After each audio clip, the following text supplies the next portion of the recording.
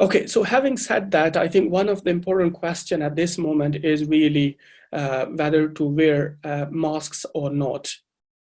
Let me take you through a few of the important things here, because it's important to understand.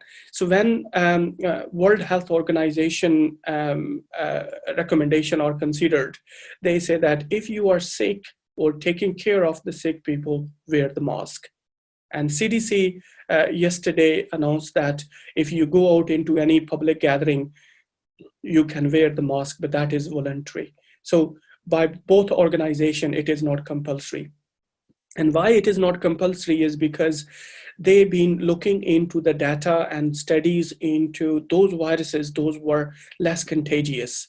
Okay, so for example, they generated this data from influenza, from SARS and MERS, or from other respiratory, like respiratory syncytial viruses. So there isn't any particular population level study that has been done on this coronavirus. And if they would do so, they would certainly come up with the conclusion that wearing face masks are absolutely important. And just to give you perspective, in 1918 Spanish flu, it was compulsory to wear the masks. Of course, at that time, we're talking about 100 plus years. At that time, the world was not as organized as it is now, like WHO wasn't really in the existence. At that time, Red Cross was asked to sew the masks and distribute it. And there was a penalty for people who were not wearing the face mask. So what happened is that those face masks tradition were carried on in the Asia, in the Middle East, but that was somehow left over for the Americas and the Europe. So now they are getting back to the same norm to have the face masks. Let me give you a few reasons why face mask wearing is important for coronavirus. There are three important factors to consider. The first thing is that if you look onto the guideline of the World Health Organization, they say if you are sick, wear the mask. But we know that around 20% of coronavirus infected people, they are asymptomatic. So basically, they are sick in one way or other because they are infected, but they don't know. So therefore, if these 20% of people are not wearing the mask, they are shedding the virus and infecting another 20%, and then 40% and 60%. That's how the virus has been disseminating into the world and taken the world by storm. The second factor is the R naught, which is how many people can be infected from single infected or sick person.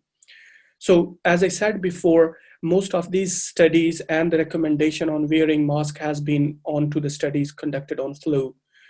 But that is really half of the R naught, the infectiousness and the contagiousness. So if you look onto the coronavirus, it's a lot more contagious compared to the flu. Therefore, you can't apply the same recommendation that you have made for the flu because, for example, the drugs those are made for flu cannot be used for COVID-19. How can the face mask wearing could be recommended for the coronavirus? Another thing that is coming up very clear now that although we believed that up to 6 feet is something like a very common a distance coronavirus would cover if someone who is infected sneezes or cough. But now it became clear that the micro droplet can go as far as 18 feet long distance. And if they do so, that is where the problems comes, because if someone is wearing the mask, they are gonna really take full control of that infection, and the virus wouldn't go into that quantity into the environment. And if it doesn't go, even if it stay for shorter time, still it would pose the risks. So my recommendation, although WHO hasn't advised anything on that yet, I think they are in discussion here in the UK. There is an advisory board that was also discussing whether to recommend wearing mask or not. But from my perspective, once again, I would like to highlight that that is my own perspective. If I would go out in the public, I would wear the mask, given the reason I described before. I think no need to mention, because now we all are clear that there are different kinds of masks. Doesn't matter which one you wear. it would certainly have some element of protection. I don't recommend you wearing the respirators like N95 or N99 or N6 or FFP2, which is the European name of N95, but because that is where highly exposed people require them, so leave that one for them. But any of the surgical mask or homemade cloth can be used.